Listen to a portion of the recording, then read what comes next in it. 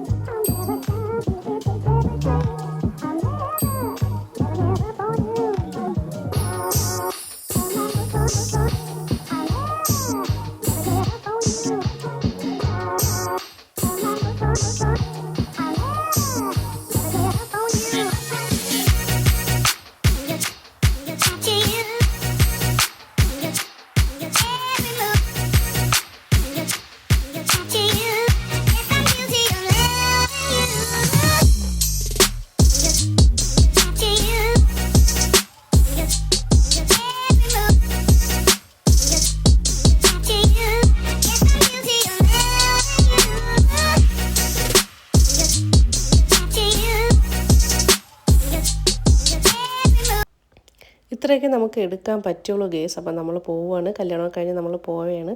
ഇവിടെ ശിഖക്കുട്ടി ഭയങ്കര കരച്ചിലായിരുന്നു, ചൂടെടുത്തിട്ട് ഭയങ്കര കരച്ചിലാണ്. അപ്പം നമ്മൾ പോവുകയാണ്. Bye bye.